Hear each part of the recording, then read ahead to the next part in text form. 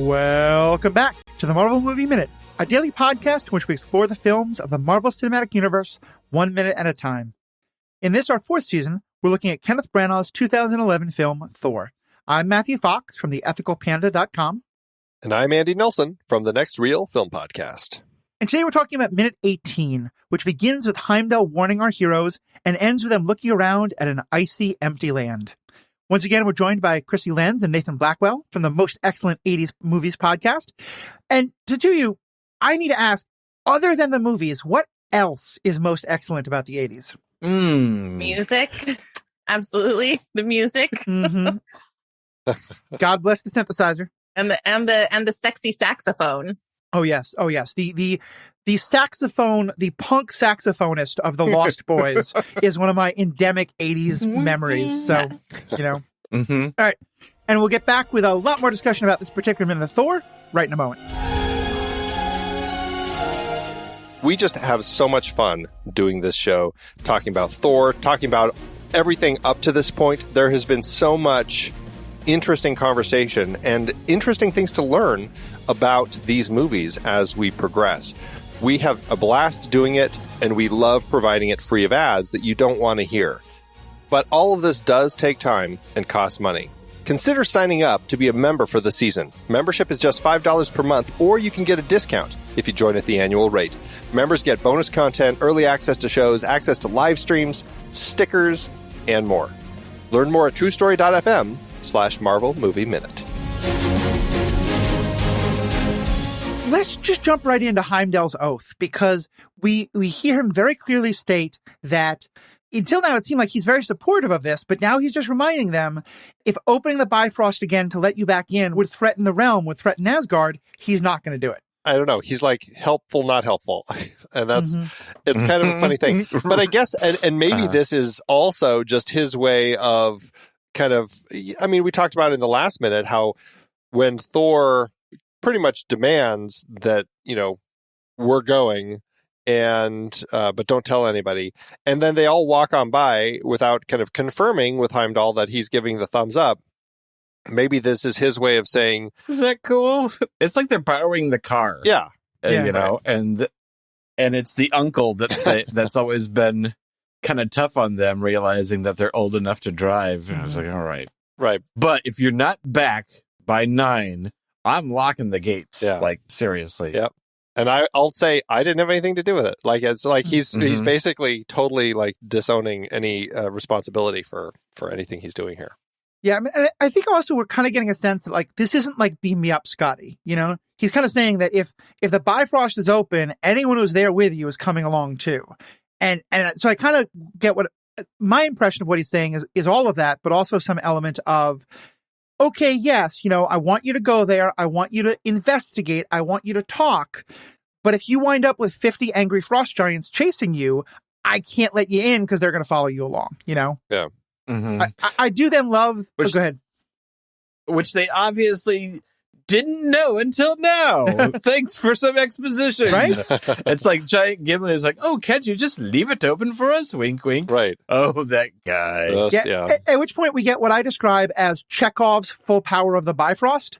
Because, it's that, like, once the full power of the Bifrost is introduced in Act 1, it has to be threatened in Act 3. Absolutely. Which, of course, it's later going to be the thing. And you're right. It is just, I get that they're having trouble explaining this whole world to us, but we just have characters asking questions about things for exposition that they should absolutely know. Yeah. It is a peculiar, I guess it's not peculiar. It is definitely something that they are trying in the script to kind of get this exposition out. But in a way, like sometimes there are moments like this that feel a little clunky because it's like, it feels so obvious, right? The way that they're spelling these things out. And so that makes it a little frustrating because, he's very, your description of it as Chekov's power of the Bifrost is a perfect way to describe it because, like, oh, is that going to come into play later? Now, it does then have what I think is one of my probably top 5 moments of dialogue in the whole movie, where Thor, again, just full of arrogance, full of, he thinks he can do anything, says, I have no plans to die today. And Heimdall just says back, like, very, again, no reaction, none do. Yeah. Which it just gives me a little bit of chills, 'cause it's such a good reminder of like, no one who's about to go die in battle thinks they're going to. Like, A few of them some. probably know. It's If they're being real with themselves. that they know. I also think it's interesting that they give Heimdall, well, one, they clearly are like dropping his voice even deeper, or they asked Elba to kind of bring his voice down a notch just to kind of make it even more bassy. But also they change his speech pattern where, like, I don't know, like instead of saying the Bifrost will remain close to you, he just says Bifrost will remain close to you, like it's a thing. And then later when he's replying to about leaving the bridge open, when Volstagg asks, he just says leave the bridge open would unleash the full power, instead of like to leave the bridge open. Like, he's dropping words, and it's a weird way that they've kind of scripted his speech pattern, as if he's so stoic. Like, there are just certain words that it's just too much trouble to say. He doesn't need adverbs and conjunctions. He's beyond all that. This is a man beyond participles. That's right. Right. Beyond time, beyond conjunctions. To your point, though, about Thor's great line, which is fantastic, we end up on a shot of him. It's like we see everybody else looking fairly concerned about like what Heimdall is saying, and Thor, of course, is smiling and as cocky as ever. But I can't help. He's such a jock. He's such a jock and like a bully and a Gryffindor. Yeah. Sorry, but that's just like A proud Slytherin here, so I'm down with you. He very much is, but also it's like a close-up shot of him, and it's like he's lit from underneath, and it makes those blonde eyebrows just completely disappear from his face. It is. Yeah. And how could you do that to such a beautiful face? Like, give us back our eyebrows. We deserve them. Right? Hashtag eyebrow cut. Yeah, it's real bad. For me, more than anything, Thor in these minutes he's that guy who is just in his own way so charismatic and so just like, I believe in this so much that you kind of forget why you would not believe in it, that people will agree to go along with plans and then get halfway through and kind of be like, what in the world are we doing again? Why are we doing this? This is a really dumb idea. And that's the kind of, even just in his, like, he says, Heimdall, like, let us pass. And Andy, you pointed out yesterday, he doesn't just have to let you pass. He has to actually unlock the door. If Heimdall just stepped aside, you're not going anywhere. And to me, this is just all about Thor being so swept up in the righteousness and the Gryffindorness of his cause. And all the others are starting to realize this is not quite going the way Thor said. Maybe this is more of a problem than we thought. Yeah, right. I think that's why Thor was probably my least favorite of the Avengers until like certainly by Ragnarok, I was like, yeah, way more on board as they like explored the depth of his character more. But yeah, in this one, there wasn't much of Thor for me to get behind and root for. I'm more Team Loki, so. That's an interesting point, because it's hard to ask an audience and for people to connect with somebody who's so arrogant and cocky. And yes, he has that charisma, and that really is what we all connect with and ride along with. But it takes, the whole point of this film is Thor learning to kind of step back from all of that and to put other people ahead of himself and to actually pay attention to that sort of stuff. And so to that end, he certainly is a more challenging character to kind of go along with because he is so arrogant and just full of himself. But so is Tony Stark, right? Yeah. So is Iron Man. So I don't know what the difference for me is. Mm-hmm. Yeah, that's actually a good point, because they both very much are very similar. Well, maybe it's because, I don't know. Because you could look at it like, well, Thor, like they're gods, or quote gods. Mm-hmm. And so there's something about kind of that place that they're put in the spectrum of things. But Tony Stark, he's also a millionaire, billionaire type of industrialist. So it's like, I don't know, there is a really interesting comparison between the two. Yeah, it's that balancing act of, okay, you've got, in terms of superheroes, you've got underdogs and you've got gods. Yeah. Yeah. You've got the Spider-Man You've got Captain America is kind of in that same position, as the underdog. Yeah. And then you've got like Thor and Iron Man and some of these other characters that instead of like the DC route, I feel like DC has a different direction in terms of dealing with God characters than Marvel does, Yeah. I also think with Tony Stark, just to kind of defend, I'm very much a Team Tony person. To me, I think it's now becoming more and more thought of that like a great way to judge someone is how do they treat, servants? How do they treat, the service people around them? And we've seen with Thor, like, he's pushing waiters out of the way. He's smashing things on the floor that someone else has to clean up. There's even in some of the deleted scenes, a couple scenes where he's going so far with that we were talking in the deleted scene discussion of, I don't even know he could be a hero if he went that far. Tony Stark to me is the guy who tips 300% at the restaurant because he wants to show everybody how rich he is, And it's like, he's arrogant. He's a show off. He is an ass to the people who are super close to him. But he's also like, not because he cares, but he wants everyone to kind of look up to him. He treats other people around him like a lot better, I think, than Thor does in terms of like the side people in his life, the waiters at the restaurants, the doormen and stuff like that. And I think that's, to me, Tony Stark is a lot more kind of self-effacing and kind of self-aware about his arrogance, but he's kind of like, yeah, I'm an ass, but I walk the walk. Whereas Thor just doesn't get it yet. Another possibility could be that like Iron Man is sort of wearing his arrogance as armor to stop from being vulnerable. And I think Thor just hasn't realized it yet. Well, but that's an interesting element in the films because Iron Man, like Tony he's taken out right at the beginning of the film and he's forced to kind of work through that same stuff that Thor has to work through in the first act of the film, and that's kind of what puts him in his place where now he's got this thing in his chest and he has to shift his entire way of thinking through the rest of the film. Whereas Thor, like he makes these decisions and yes, he gets cast out and everything.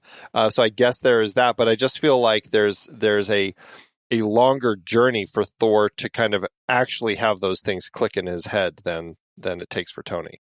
Mm-hmm. Yeah, his sacrifice is really towards the end. Spoiler alert. I guess we shouldn't get too lost on this, but I got to just push back there because I think, to me, in Iron Man, even before he gets captured, the way he acts with the other soldiers, they're there to serve him.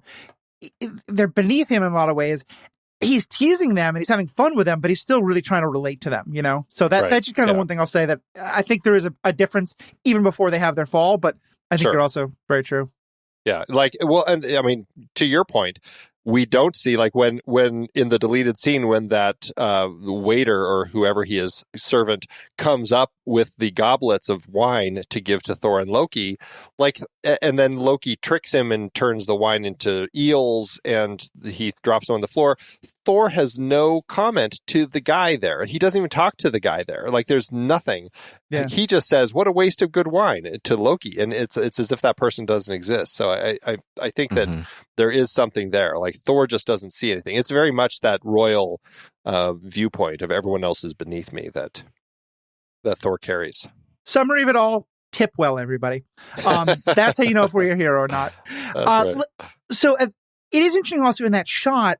They're standing in three rows. And I think, Andy, you pointed out that this is a kind of formation we see often of Thor in front and then Sif and Loki kind of in the second row and then the Warriors 3 in the third row.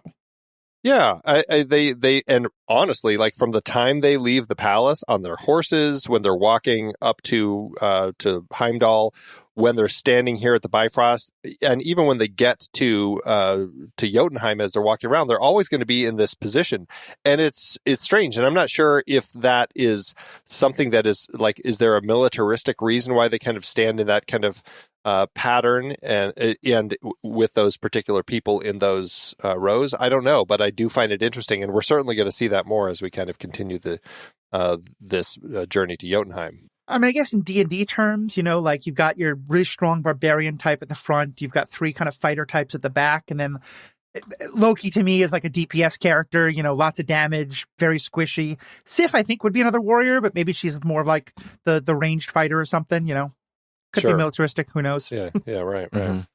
And then you know it could also just be stacking them in terms of importance to the story. You know, if you've got to frame everyone into it, you've got Loki and Sif up front who are more important than the three dudes. Yeah. So then, of course, we get to see the Bifrost in action, and this is the first time we see like from start to beginning the whole process. And I have to say, like, I would love to be able to travel fast anywhere I wanted. This does not look like a fun way to travel. I think I would be seasick every time I went through this. What do you all think? Yeah, I would be thinking, it's like, please don't land on my face. Please don't land on my face. Like, they're forward. They're shooting down like they've been shot out of a cannon. That would be my first concern. Because it looks like you have a rubber band on your chest, basically, and it yanks you on that, like, because they all look like they're jerked forward from the center of their chest. And I mean, it looks awful. And then once they're in it, it's almost like, the Superman flying through the sky sort of look where, arms out in front facing forward. But what's interesting is as we see this shot of them zipping through the Bifrost, the shot is they're basically going across the screen from right to left, but then the shot kind of tips and now they're going like straight down. And I'm like, that is probably the perspective that you feel as all of a sudden you pop out over a planet and are plowing toward it at insane speed. Like, it does not look fun at all. And I'm like, okay, but they're going head first. Do they have to somehow turn themselves around so they get feet first before they hit? I don't understand it. It's so strange. There's a lot of physics questions that come up for me. Re-entry, burnout. I guess maybe the Bifrost is protecting you from that, but there's some speed issues. But also, the head first part. But here's my biggest physics question. You're all being shot forward, basically at the speed of light for all intents and purposes. And about halfway through, we see Thor catch up and pass one of them. Gotta shove his way to the front. How do you go faster or slower? Well, especially because he was already in front. So at some point, like I was like, did they reverse order? Like it makes no sense. Right. He had to check his phone messages. He went back just a bit and put it away. All right, screw you guys. Yeah, I'm in charge. It's like the tortoise and the hare. He's taking a nap under a tree along by some star. I've made this comment before, but I think this is another nice reminder that, this movie is 10 years old, and it's amazing to think how much our internet culture has changed.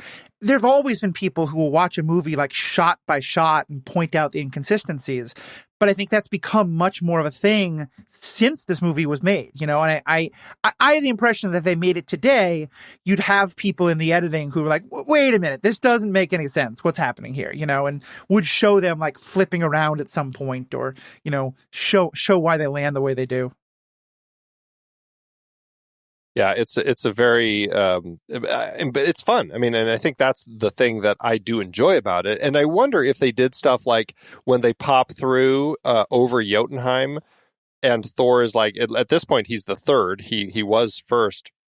I think that probably it's a fun thing of saying, okay, so we're going to see a couple of people pass, then we'll catch up to Thor and we're going to follow him and we'll see him pass somebody.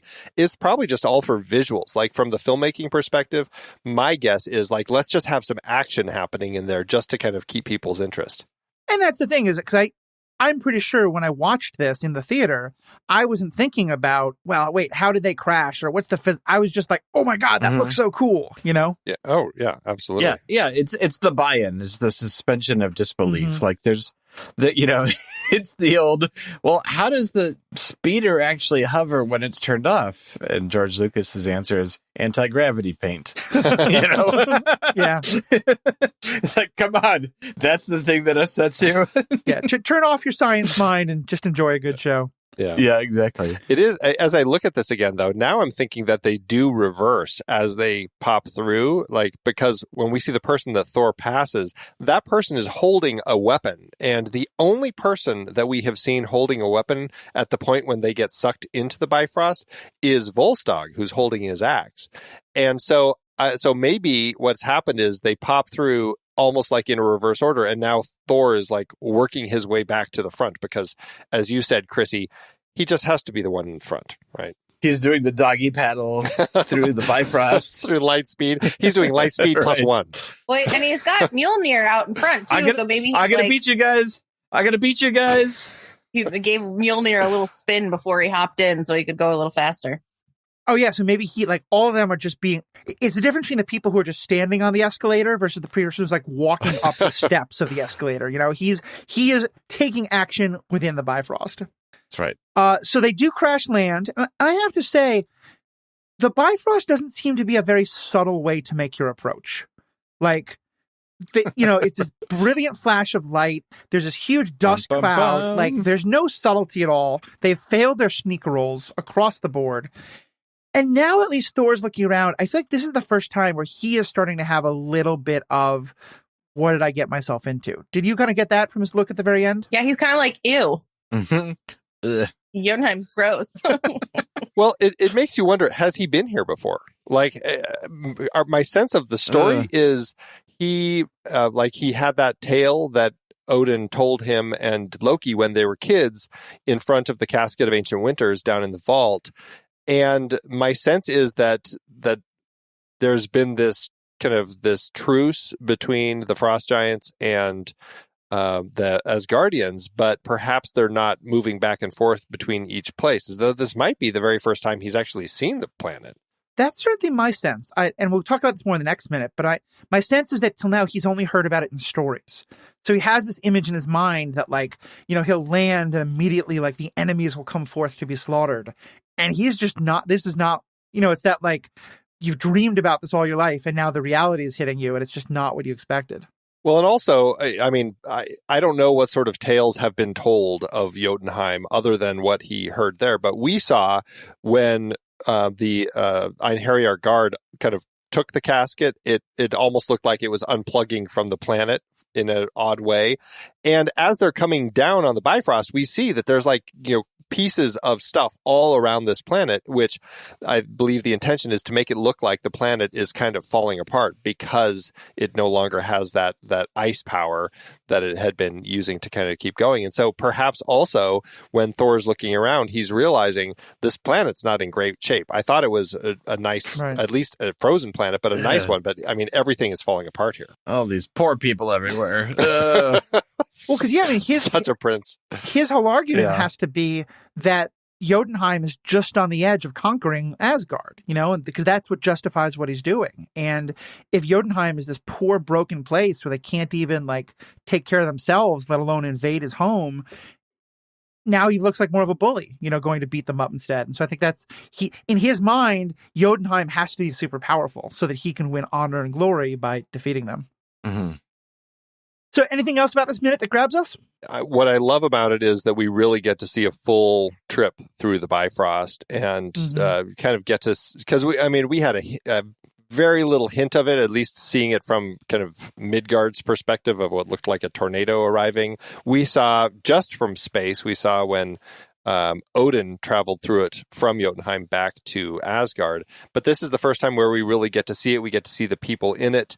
The only other question I had is, it's like in Star Wars when they're traveling warp speed, it's like, how long does this take? Are they all right, let's go. And then they're 15 minutes of this. Is it instantaneous?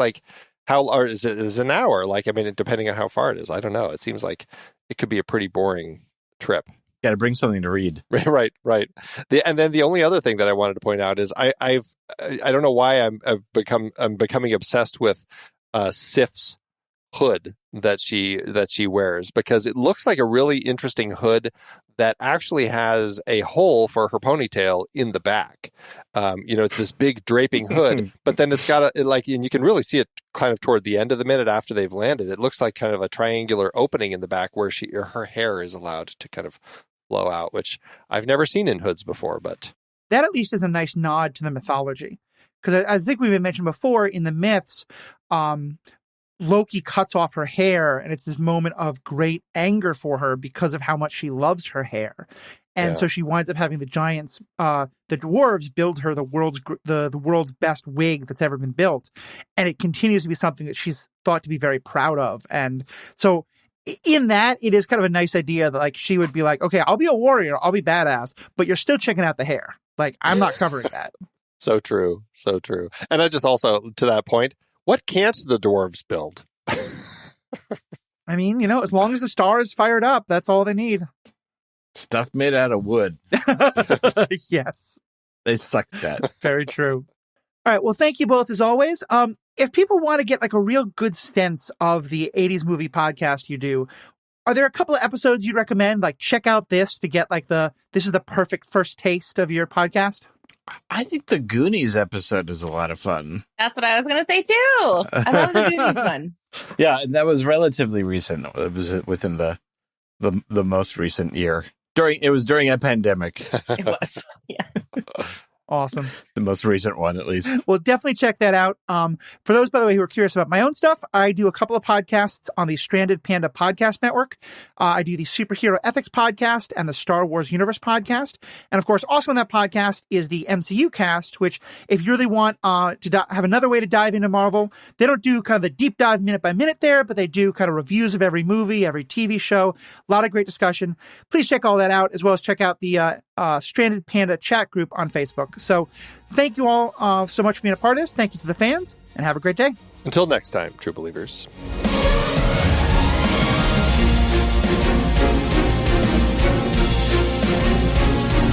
Marvel Movie Minute is a production of True Story FM, engineering by Andy Nelson. This season's music is One Last Ride by Martin Puringer. Find the show at truestory.fm, and if your podcast app allows ratings and reviews, consider doing that for this show.